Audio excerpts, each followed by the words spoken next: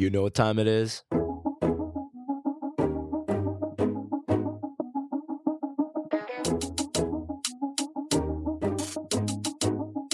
It's mime time.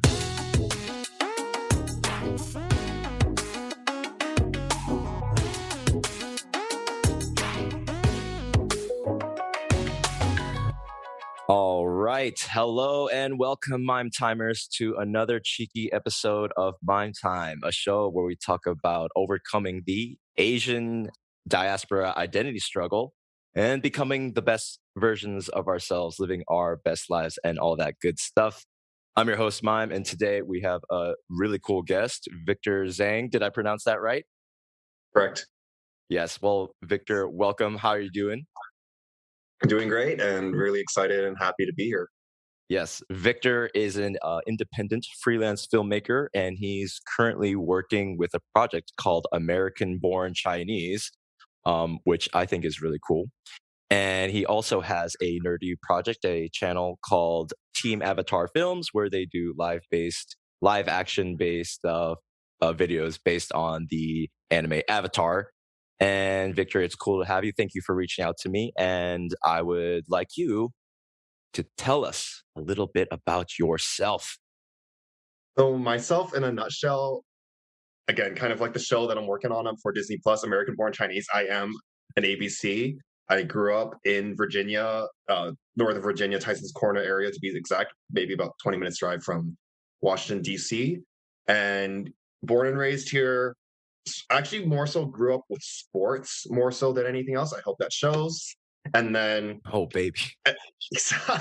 and then with sports, and then after that, after sort of my high school jock period, I went to the University of Virginia where I studied history and Chinese. I thought I was going to work for the Foreign Service and in the government, and I immediately went to China after graduation, and then it was actually in China where I started to get into film and media over there, and then it just sort of spiraled into this full-time position. I mean, barely full-time, but I've been able to sort of transition into it. I've been involved in media and in the film industry since 2016, and obviously the pandemic throws a wrench into everyone's plans, but I've been able to do it full-time for about 2-ish years now. And as Mime just explained, I go from project to project. So sometimes in the past year, I was in Georgia, Pittsburgh, LA, San Francisco for all kinds of projects, but everything from like small indie films to big Hollywood stuff. And on all kinds of positions too. And again, this is the awkward part, because I feel like a lot of artists, like hyphenated artists, you know what I mean? Like actor, producer, writer, editor, blah, blah, blah, blah. And I am that, but I try to simplify it because ultimately you probably do need to focus. I try not to see it as like jack of all trades, but I try to present it as a Renaissance man sort of thing, because I don't want to imply that I'm a master of none. Because I do like it all. I like editing, I like acting, I like producing, I like writing, and I try to be useful as sort of a one-man production house wherever that may be. So, for example, with American Born Chinese, the way that I got connected with Disney Plus was because I have the Mandarin language background plus an academic hold on the language as well, which allowed me to be an assistant script supervisor for them. So, but yeah, I do a bit of everything, and I think that's me in a nutshell. I hope I didn't ramble too much there. Hardly, bro. This time is all for us to just ramble about. Gotcha. That's really interesting because I would like to primarily, what do I identify as? I would like to call myself a podcaster, because Mhm. I follow the format, and of course, being a podcaster or online content creator or a content creator or a creative in any sense in this day and age, especially if it's online, you have to wear so many hats, right? If you don't have a Mhm. production house, because so what am I as a podcaster? Okay, well, I have to edit all this shit on GarageBand and whatever. So okay, so I'm an audio engineer editor. Like I got to set up this microphone. I don't have to do it at a super professional level, but like at a semi, competence level. And then I gotta Exactly. like build the website, right? I mean, it's just Squarespace. It's easy. Anyone can do it, but I got to take the time to figure that out, Mhm. like a noob. and then I got to post it and then schedule it, and then so like I'm a content manager, and then like I got to write out a lot of the scripts. If it's a solo episode, then like I have all these ideas. So I'm a writer, right? I'm a podcast writer, so I'm not, and I'm the host, right? Like I'm talking to you, and I'm an interviewer, right? All these stupid titles, but you got to wear all these hats, and then it just goes on and on and on. And then you got a network, and so same goes for the other stuff that I do. I wear different hats outside of this. I've gone to open mics since I first came to Korea, and I stopped going for a while. But when I first came to Korea, I went to all the open mics. I did stand up comedy and what is it? Acoustic guitar covers and some like hip hop songs that I wrote, like over some instrumentals. And so, what I'm trying to say is that like it's important to put yourself out there and try lots of different things, and then find the thing. I'm speaking for the audience and from personal experience. What worked for me is I just tried lots of different things. I met a bunch of different people, and then eventually I somehow found myself connected to the people who gave me the opportunity to work and do something cool, which was party promoting. I became a club party promoter for 4 years at one of the hottest hip hop clubs in Seoul. And all the other things that I tried, somehow they built who I was to get along that way. And then along with the party promotion, like I found myself telling the same story, because it's just something as simple as like I would meet people Mm, and they'd be like, "Oh, well, what's your name? Where are you from? Blah blah blah." And then I'd share my story. I'd be like, "Yeah, I was born here, but I grew up in America, and I came back 10 years ago or 7 years ago. A few mm, years ago when I was saying this." And then I came here to find my roots and to become the best version of myself, get out of my shell, lose weight, change my fashion, blah, blah, blah, blah, blah, meet girls, overcome social anxiety, build my confidence, really learn to love myself, overcome past trauma, find out who I am. And eventually people are like, "Wow, man, you talk a lot. Maybe you should start a podcast." And I knew that when like more than a handful of people told me, "Wow, man, you should start a podcast. You just don't shut the fuck up about some stuff." And so, yeah, I would just we can move on to the next topic. But my point is like it's good to try many different things until you find that one thing that you're really good at and that you enjoy doing. And it doesn't even have to be like your lifelong passion or whatever, but maybe you'll enjoy it enough and you'll become really good at it to the point that it'll open other doors, which is it has had, being going to all those open mics and networking and performing made me very socially affable. I learned a lot of social skills, and then I became a club promoter because someone I know was like, "Hey, you should promote parties with us." And then I became mm, club promoter, and then with that, like I learned like, oh, I really enjoy sharing my story, and people told me I should start a podcast, so I started a podcast, and now the mm, podcast is opening all kinds of doors for me now. And I've also become a copywriter. So as I do the podcasting, I show my copywriting services, and so you want to find one thing that you're really good at, of course, and then other skills alongside that that will complement that, and then you become like a full stack developer. Is that what they call it, right? So you're like a full stack producer. You're a full stack filmmaker. You have all these other skills involved, and so in this day and age, you can do that because we have YouTube, we have the Googles, right, and then we can mm, educate ourselves. So this is really the most amazing time in human history to learn any skill, and then other supplementary, complementary skills alongside that. And then, and so like, we have this whole decentralized information age that we live in.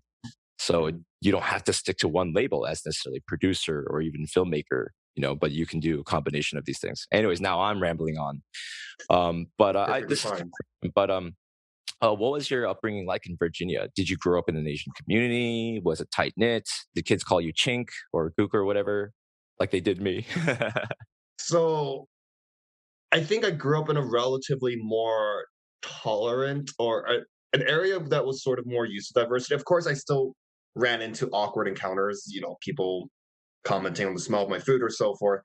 Fortunately, I haven't encountered any racist encounters or outright racist, but of course, I still deal with a lot of the typical cliches of growing up Asian American in the United States. Again, always being a minority. Of course, there was a umbrella Asian community, and there were quite a bit of Chinese Americans and Taiwanese Americans. But then, what is Asian. I mean, people from the Middle East, people from Central Asia are also Asian, and then even people from like to use Central Asians as an example, some of them come off as white passing, but they're still Asian. So, and then of course you have South Asia, in Indians, Pakistanis, Bangladeshis, people from Southeast Asia. So of course the term Asian itself is such an umbrella, diverse term that at times I'm wondering that if I'm kind of misusing it because the Asian American experience is so broad. Because, for example, after 9/11, being Indian American or Pakistani American was different from being East Asian American. They had to deal with their own set of challenges and so forth. And then obviously with COVID and recent political tensions between the US and China, now our experiences being East Asian passing is that kind of like a relatively intense moment here. In terms of my upbringing, I I wouldn't say that it was a huge struggle. Of course, I had questions about, oh, am I more Chinese? Am I more American?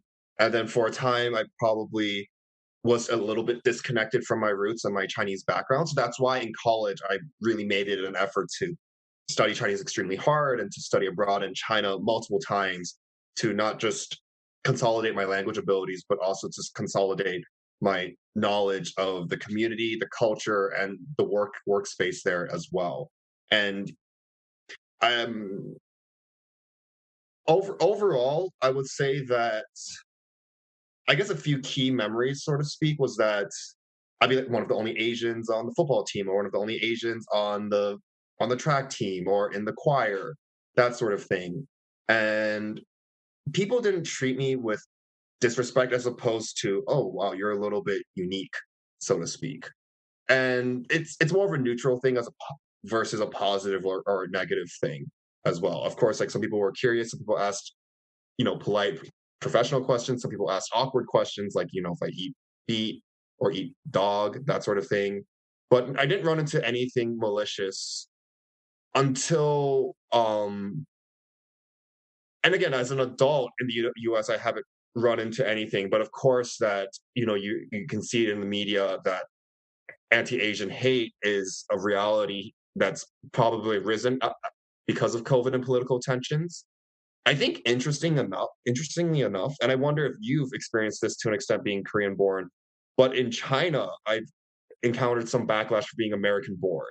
And there was a lot of explanation of, or whenever I kind of got into that social discussion, there was a lot of social gymnastics and a lot of explaining that I had to do to my local Chinese peers because, again, sort of like the hyphenated identity, we're talking about that in a professional context, but the hyphenated identity, like Asian American, Chinese American, is not really a particular concept in China. Because in China, it's like we're all one, we're all Chinese, and of course, China has diversity with 50 plus minorities, but the majority of people are Han Chinese, basically what I am. I'm ethnically Han, and so when I explained that I'm Chinese American, the Chinese people that I talked to, they was like, "Hey, that's cheating. It's like claiming two identities. You can only claim one. You're either American or Chinese."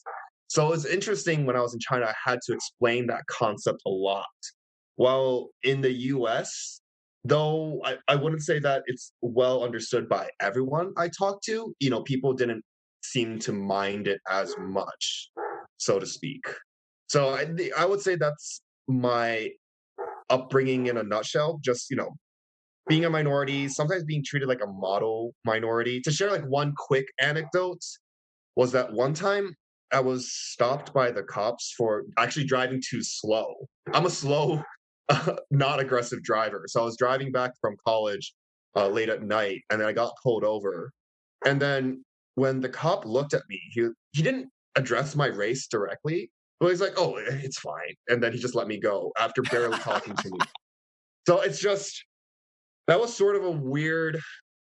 I can't prove it to be sure, but I wonder if the model minority concept helped me in that particular instance. It's not a great reality, because the model minority concept means that the majority uses Asians as sort of, okay, you have to be like Asians, see Asians are the good minority and so forth.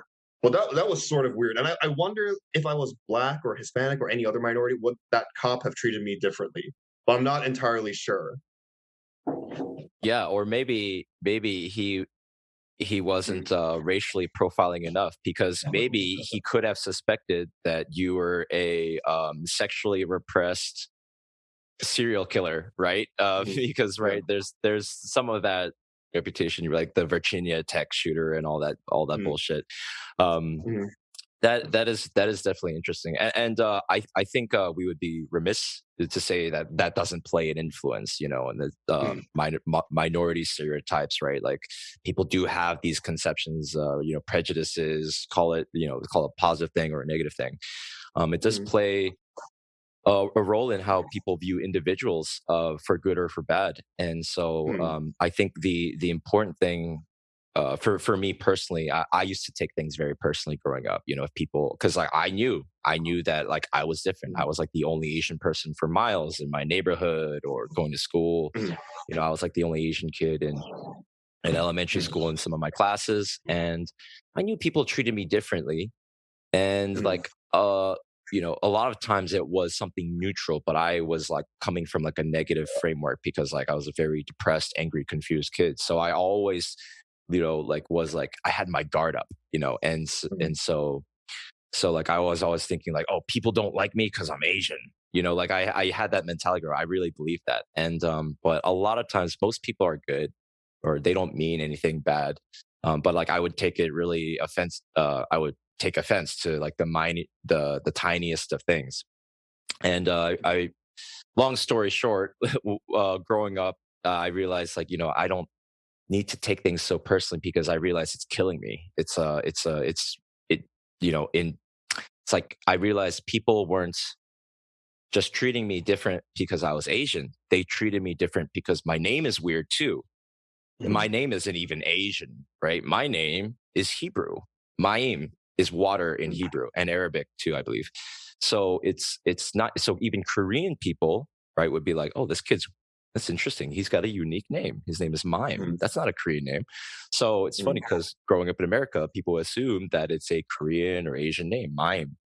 And then Mhm. when I go to Korean American church, we're immediately going to be like, "Oh, mime. That's not, that's an Mhm. interesting name. That's not like Minsu or something like that. Mime. Oh, that's interesting." And so I one of the greatest gifts with my name, which I hated my name as a kid growing up, because kids make fun of you. They're like, "Oh, you're like the Pokemon, Mr. Mime, Mr. Mime," or my name is spelled Maim, so they say, "Hey, Mame," right? They would, Yeah. which is a verb which means to dismember, right? To remove a limb, someone's limb or something like that. So I was very confused, and I hated my parents for giving me this stupid name. But now I realize it was one of the greatest gifts that they could give me, because Mhm. one, it's great branding, Mime Time. It rhymes with time, so I can just call my podcast Mime Time. And then the Nice. other reason is because it taught me how to not take things seriously, because I realized it wasn't my fault or my parents' fault. It was just like the way people had perceived me, right? If I was the only Asian kid in the neighborhood, maybe they were curious. And so like I was weird, not weird, but unique or different. So of course, they would see an Asian person. Maybe I was the first Asian person they ever met. So then maybe if I were them, maybe I would be a bit curious too. And be like, oh, this kid's name is mine. That's kind of weird. But anyways, um, going back to what you said about, that's really interesting that in mainland China, you were. Mhm. Mhm. What age did you like go to China to like, learn, get deeper into your Mandarin or get in touch with your roots? Like, was that in your teenage years or what? I lived there for about 2 years in elementary school, but then I came back as an adult in my first time was in 2014. I did a summer abroad there in Shanghai at East China Normal University, and then I came back again when I graduated in 2016 to work in Beijing for about 2 years, and then I worked in Shanghai for 2 years, and then I was actually working on this big propaganda film in Manchuria before the pandemic broke out in China for the first time. Ooh, So it's been a lot of back and propaganda. forth. Yeah. Yeah, I mean, China, the Chinese film industry is controlled by the government, so there's that whole interesting dynamic there. Whenever you work in anything they're media related. Yeah, I wouldn't be surprised at all. It's of course it's got to be. Why wouldn't it be? Mhm. Could I look this up? Could I find this Manchurian propaganda film? Oh yeah, yeah. So it's already been released. They released it in two parts. It's called the Battle of Lake Changjing. I think it's in Korean, it's Chosan Reservoir. Oh, is Yeah, this like it's a famous is it's the famous battle in the Korean War. yes, no, okay, this is I've heard about this. Yes, Yeah. I saw it like on one of those evil Western pig YouTube videos that talk shit about China. I'm pretty sure they mentioned it and they poke fun at it. But oh, okay, that's That's really funny. cool. Um, Yeah. no, that's really interesting. And, you know, like I'm fascinated by China, right? Mm. By the modern country and geopolitics and the past and the history. And so one day, like I would love to learn Mandarin and then as well as Cantonese and maybe some of the other like like Shanghainese and random stuff. Like because I think China is super diverse and it's so complex and fascinating to me. So I would love to go someday. Maybe not now, but I love all cultures and all peoples. And I think it's really interesting that, you would meet some Chinese people and they're like, that's cheating. You Mhm. can't be hyphen. You can't have two identities. It's endearing, right? I hear that. I'm like, oh, they think that way. That's and they mean it. And you know what? It's not like I don't want to judge it as like wrong. It's just maybe they don't know any better. And what do you think they meant when they said that's cheating? You're either Chinese or American. You can't be both. What kind of place do you think they were coming from? Were they coming from jealousy, or are they coming from like it's a detriment for you to be kind of split in your cultural energy or your composition? Like, what do you think they meant by that? And I think, not to overanalyze it, but I probably will. It just comes from this idea, since China, for the most part, is pretty homogenous. Like, it's linguistically and culturally diverse, but ethnically, most people are Han.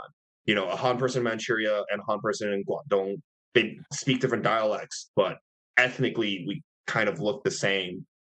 And it's just a concept that, their patriotic education system, they're taught that everyone who's ethnically Chinese is Chinese. So it's interesting because, for example, the Chinese community abroad, the mainland Chinese see the Malaysian Chinese as Chinese.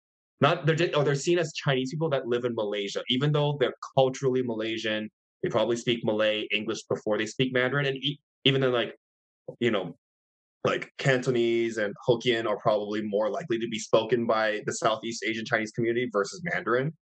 And another interesting example is, for example, my brother-in-law is Vietnamese American, but my family calls him Vietnamese. My extended family in China does not call him Vietnamese American. They're like, "Oh, he's Vietnamese," because in China they're just sort of taught that identity is tied to your ethnicity.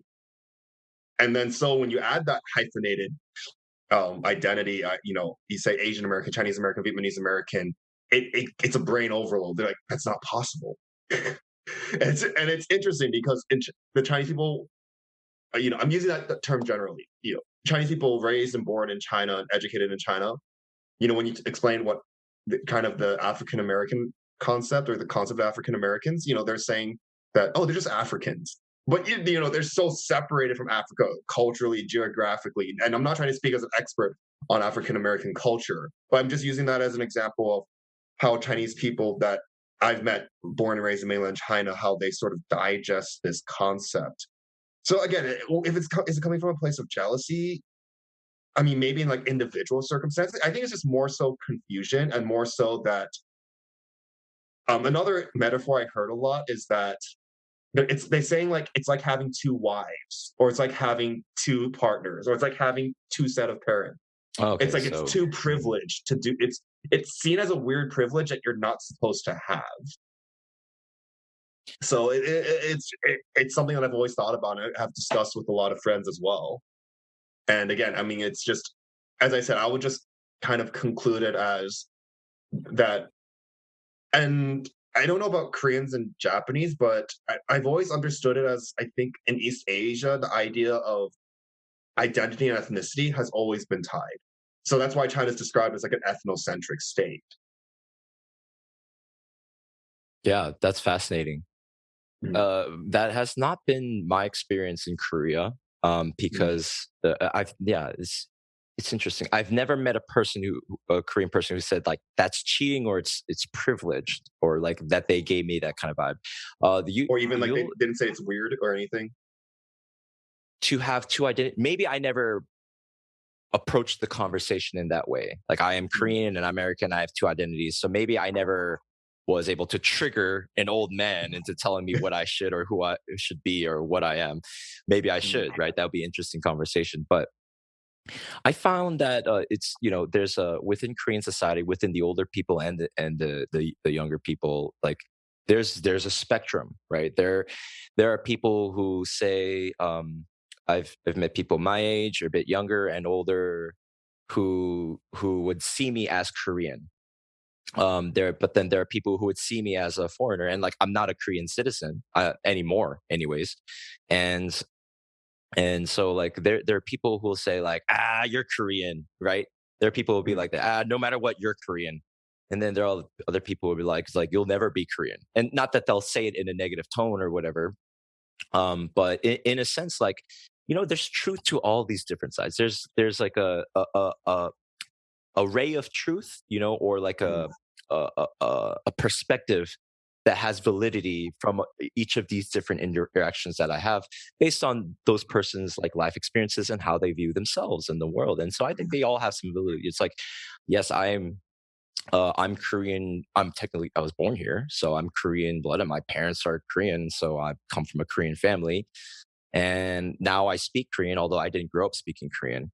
So I went through a particularly unique journey, and that's why like I have this friggin' podcast because I talk about my unique story because I'm a special snowflake. But really, I have not met anyone who grew up in America not speaking Korean, but then they came back to the motherland to learn their mother tongue and get in touch with their culture, only to finally come to the conclusion like, oh, I'll never be one of the mainlanders. I'll never be like, a native Korean. And in that sense, so like, I'll never be quote unquote, here's another hyphen, Korean, right? Like you might say Chinese. Oh, he's not Chinese American. He's just Chinese, right? I don't know if you guys say this, but we say, oh, he's just Korean.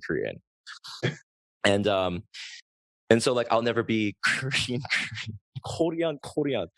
but because I am a Korean American. But even then, that's not as like a completely solid term. But anyways, I'm rambling on here. My point being is that I consider myself both. I consider myself both. I'm Korean. The elements of me, right, like ethnically and culturally, I love chopsticks and noodles and rice. Go figure. Like I appreciate some form of hierarchy, like respecting elders and the Korean way of doing things. Like I like doing it just because it makes me feel like I'm part of a bigger family. And I appreciate the tradition because I feel like these are a gift to us. Actually, I don't want to look at it negatively, like, oh, like I'm a modern progressive and this Confucian shit is all, this is all like, patriarchal, hierarchical, it's oppressive and backwards. It's like I mean, I'm not saying that there's not truth to that. I'm not saying that society shouldn't evolve and that we could treat each other better. We could treat, men and women and children better. I'm all about that. But at the same time, I don't want to look at it like glass half full, half empty, or glass half evil and backwards and, regressive. And the other half is like, we like Korean people need to be more, or they need to be different. They need to change their ways or something like that. Maybe there's a part of me that feels that way. But my point being is, I'm both Korean and American. In as much as like my life experiences have formed me, like the way I carry myself, the way I think about the world, some parts of me I realize like, oh, you know what, like maybe there's some part of my personality that is very Korean. I'm obviously a genetic mix of my mother and father who are very Korean. So I'm gonna have some of those, even though I'm a perfect native English speaker, right? That doesn't change the fact that I grew up with Korean parents. So their Korean ways are gonna influence me no matter what. And so I affirm sorry, I'll finish up here. What I You're want to good. share with the world, other Korean Americans, Chinese Americans, Asian minorities worldwide, is that this is what I've come to. And I just wish that I could have listened to a conversation like this and someone could have shared this perspective, because I feel like it would have saved me a lot of time. It's like we're all unique, we're all different, and I do feel privileged to have lived this life. It's not like a normal mainlander path, right? That I grew up in America and then I came back to Korea, get in touch with my roots, blah, blah. So I am Korean in so far, like in all the ways that I am Korean. I affirm and love myself for who I am. I accept it. And at the same time, every part of me that's American, I'm proud of it and I'm grateful and I'm humbled to to have that part of me. And at the same time, fuck everybody. I'm my own individual and like I live my life for me. And so, don't put me in my box. And so like I try to find the yin and yang in Korean, we call it umyang. We try to I want to accept this total balance. And I think actually that's very Korean of me because in the Korean flag, the taekukgi, you have the blue and red yin yang symbol, right? So I feel like I'm embodying that Korean East Asian principle of harmony, of wanting to resolve the identity confusion between Korean East and American West. And I think that actually in the past 10 years, like in the journey to find myself, I love myself now. Like I'm so proud of myself that I have that. And I just wish when I was 15, 16, I could have listened to some conversation instead of masturbating to porn all the time and playing video games. I wish I could have listened to this podcast and, two cool guys on their grind, making art, living their lives, doing really cool shit, speaking different languages. And I wish that I could have listened to this conversation, be like, oh, like these guys, they went through something similar to what I'm going through. And so like if these older brothers, these youngs, are doing this kind of thing and they have this perspective, then maybe I too, can change my life. Like I can go through transformation if I hate myself or I feel like I'm really overweight or I don't love myself, I don't understand my parents. I hate my ethnicity. I wish I was born white, or black or all that bullshit. I just wish that someone had told me this. So I think I have this, this is just me being egotistical, but I think I have this great mental, spiritual framework of like how to like feel about yourself as a person, how to view yourself as a person of like, mixed identities, whether you're hyphenated or mixed blood or adoptee, like I think the principle of loving and accepting yourself, all parts of who you are and allowing your like accepting whatever part that you feel like you're lacking, like, oh, I didn't grow up speaking Korean. So, I feel like I'm not Korean enough. It's just like, hey, that's okay. It's okay. Like if anyone else was in your situation, they would feel similarly, blah, blah, blah. So, anyways, going back to the Koreans. Yeah, I feel like a lot of Korean people are very accepting. Some people view me as a foreigner, legally by nationality, I am. But then some people are like, oh, you're Korean. Oh, and Korean people really respect my journey. Like when they listen to my story about how I came to Korea, not speaking Korean. And now I registered a company in Korean. I do this paperwork in Korean, like I pay taxes and I'll do all this stuff.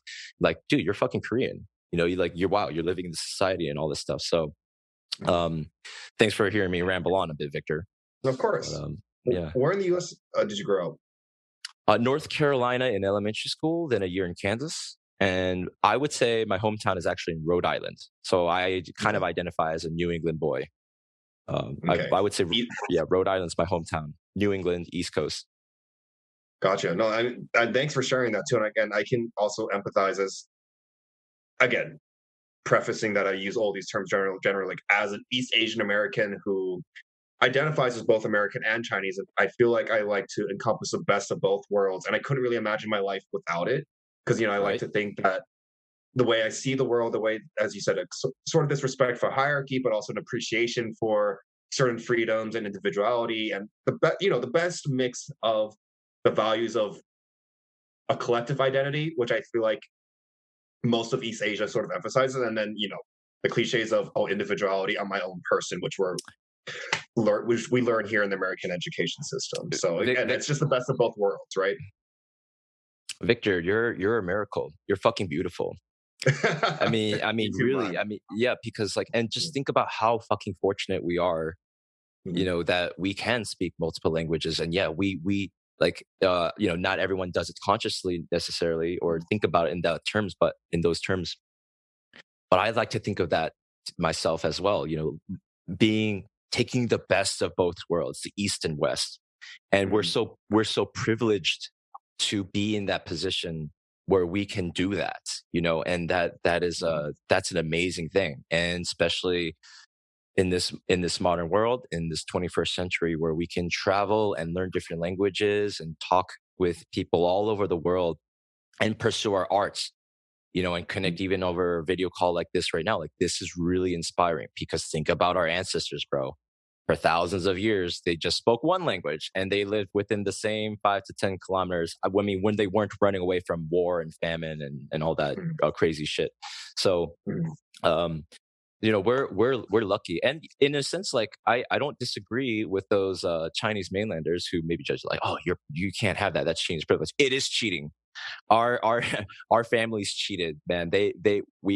Our families got to America, and we were able to grow up in America, and with all the good and bad things associated with that, and we were able to learn the lingua franca of the world. We were able to learn English as our first language, and then to even go back to the mainland and connect with the motherland in Asia, our respective motherlands in Asia, and connect with those people and share our stories. And we are privileged.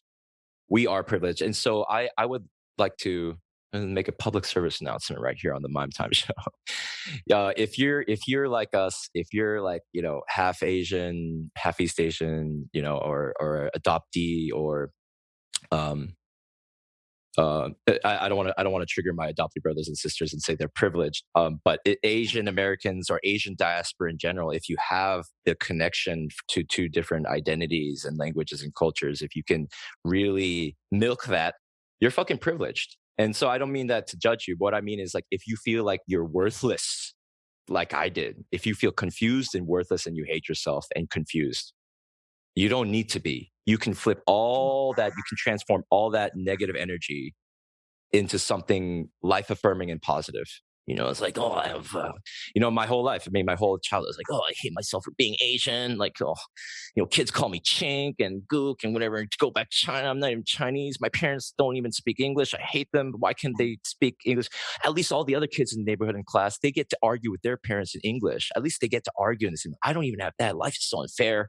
Oh, I hate myself. I want to kill myself. I genuinely thought like this. These were my thought patterns. It's really, and the beauty of the fact that I can laugh at that now is, I mean, I had to go through that journey. And so what I want to encourage, like, if you have any of that negative resentment, I'm saying that, like, I know what that feels like, and that there is potentially a different way that maybe people in the community, people listening, can consider.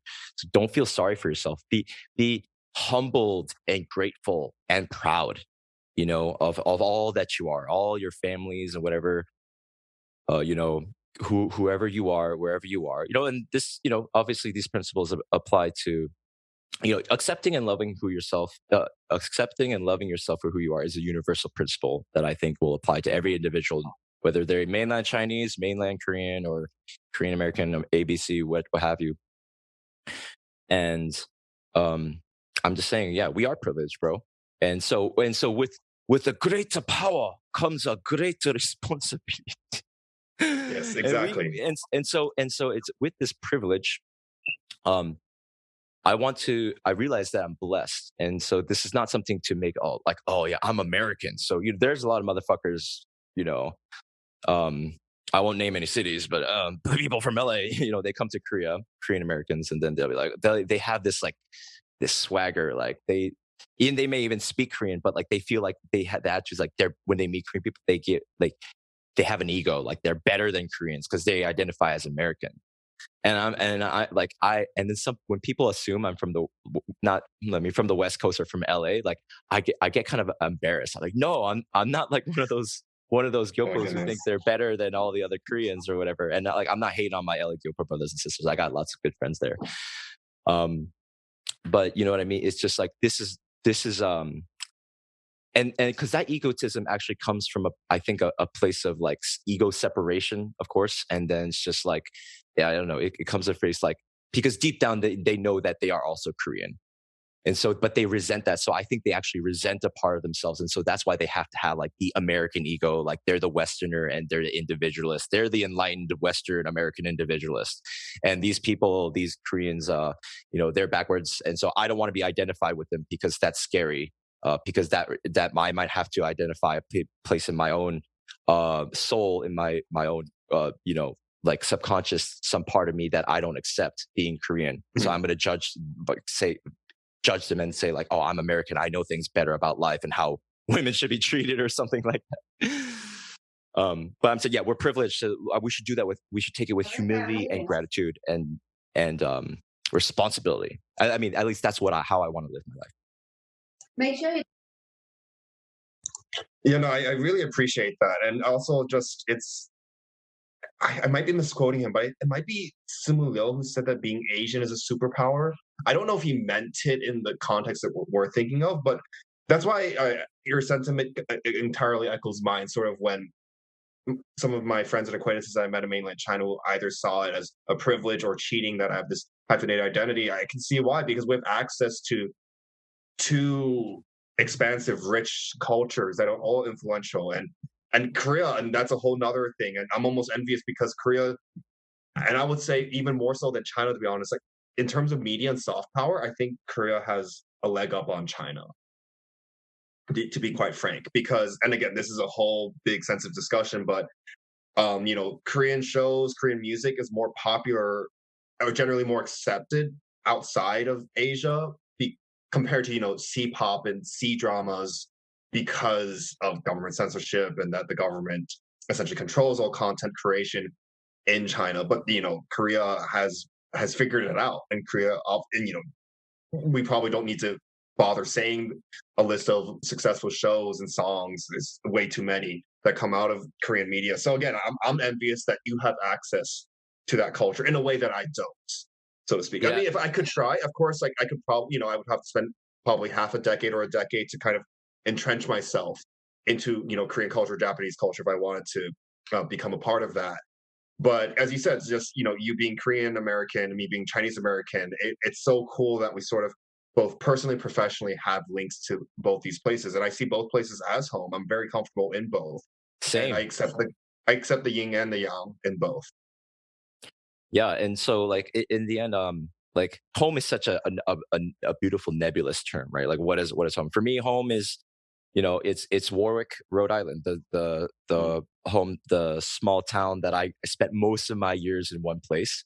But then I also moving around a lot. I moved a lot since I was a kid, and that was also traumatizing for me. But it was also later on I realized a great blessing because it taught me how to make friends quickly and to not take things personally. Blah blah blah. So like, then in a sense, like you're home wherever you are, and then when I come to Korea, I'm here in Korea, I feel very much at home. At the same time, like I'm a foreigner, and like this is weird. It's weird for me to, so it's a weird experience to be like, oh, this is home. I was born here. A lot of Korean Americans that are actually Korean American born, but I'm actually technically not that. I know my family left this country when I was a baby. So even though that's like a weird fact, like they could have lied to me. They could have just said like I was born in America or something, for a while. But I feel like this is home, and then I really made it my home by making lots of friends, making lots of connections, learning Korean, learning the culture. So it feels home, but also so you have home in different ways. You have different homes, and we're lucky, we're privileged to have different homes and to feel at home wherever we are. And then whenever I go to other parts of Asia, when I go to Japan or Vietnam or whatever, I don't feel like at home in that sense, but like I feel comfortable in that sense that like, oh, wherever I go, as long as I put out good vibes and I treat people well, people just embrace me with open arms. And I would like to point out one thing, which is that I just you saying that, saying oh, you're jealous because like in the sense that I'm Korean and Korean has done so well in terms of soft power worldwide with K-pop dramas and blah blah blah blah blah, entertainment media. Dude, when I was growing up in elementary school, literally nobody knew where the fuck Korea was. They had never even heard about Korea, right? In elementary school. And then it's just like, I heard this throughout my childhood, like, are you from North or South Korea? And That and happens. I've seen that. I've yeah, witnessed that. right. And then so but and so like I remember in 2011, 13 or whatever, whenever Psy's Gangnam Style blew up worldwide, right? Like that was one of the biggest things that happened where I was just like, oh my God, like people know about Korean culture more, or the Korean, um, media now more than ever. But like, again, when I was a kid, everyone thought I was Chinese or Japanese. And now being Korean is the coolest flavor of Asian worldwide now. And so I find that in the course of my life, how that has if it's for me to make an egotistical like a parallel here. In my own life, I was very obscure. Like no one knew who I was or who. I mean, who knows who I am? Like who am I? But like no one knew about Korea, and like I was very shy and awkward. And then I came back to Korea, and Korean culture, soft power has blown up worldwide. Now everyone knows about Korea. And so in terms of like the how do I say a form of recognition, like national global recognition, but also in terms of like I see a parallel between that and also my own story arc, my own personal journey, where like I had to, like I not that people recognize me, which they do, but like I recognize myself, and now, so anyways, like this is the best time to be Korean in Korean history, in your worldwide history. This is the best time wherever you are. If you're Korean and you feel sorry for yourself, like, not that you have to freaking like BTS or, really like Bibimbap or something like that. But, it's like, you can fuck it, just use it. Just like, you like take some of that energy, take some of that soft power, that even these like government funded programs, the soft power and whatever. Just take it for what it is, and ride that privilege, and then use it for good, and in general, whether you're Chinese or Japanese or China, like Chinese, this is the Asian century in general. And so even though maybe the Chinese national media and entertainment aren't as hot as Korean media and entertainment, I still think it's a great time to be Chinese, in terms of like ethnic identity. I think because China has, in terms of like geopolitical and economic power, like has gained a lot of respect in the past several decades. And so it's not, of course, not it's the the four Asian tigers, right? And you got Singapore. And so like this is really the Asian century in my eyes. Like I think Asia's the shit. I love all Asian peoples because we're similar and we look the same, East Asians anyways. And so like we can, like I kind of want to take that pan-Asian identity in America, and then I kind of just want to decentralize and globalize it even more and reach out to not just like our Asian American brothers and sisters, but like I've met Koreans from all over the world, Koreans who grew up in Russia, Koreans who grew up in Japan, their first language is Japanese, Koreans who grew up in Germany, right? And so one of my favorite gyopos, or Korean diaspora brothers that I know, his name is Aaron Kim, and I interviewed him for my podcast, and he's Korean German. So he speaks Korean and German and English fluently, and some French. He's had a very interesting life. He's surfed all around the world, running away from his problems, working in finance, working in New York, and working in Hong Kong. Traveled, partied, surfed all over the world. And now he married a wonderful woman, and they have 4 kids, and they speak Korean, German, and English to each other. It's wild. It's wild. And so like they maintain, and they're here in Korea, and like they maintain that identity. Like he when I met him, like I almost cried because of the way he treated his kids. Like he told them that he loved them. He was a very Korean father, but he was also very like open and direct, and the way he was like, he was authoritative as a father, but also like loving, caring, and understanding. And so like I felt like, wow, this guy, he told me like he wants to bring the best of both, like his German upbringing and the best of German, European, Western culture, as well as the good sides of Korean culture. And like I see his kids, they're so privileged. I'm like, just like, man, these kids, they love their father and he loves them. Like they're amazing, so this is we're privileged. And and so, and maybe there's some Chinese ABC right now. It's just like, oh, I wish I was Korean, which is the greatest fucking irony. Because when I was a kid, I wished I was fuck being Korean. I wish I was Japanese or Chinese, because Japanese, they got anime and karate or whatever, right? The Chinese got like Kung Fu and Bruce Lee and Jackie Chan. But what am I? What kind of famous Korean role models there for me to look up to? But now there are tons. It's funny how life works out, and it's funny how like the destiny of nations and geopolitics and worldwide perceptions of different peoples, like how this all plays into our individual lives. So I would just say, like, whoever you are, just go with it. Just like be humble, be grateful, be proud of who you are. And if you're just listening to us, to me and Victor, just like, we're just living our lives, being motherfucking gods, mate. Like, we're just normal dudes. I think you're a normal dude. I mean, I think... Yeah.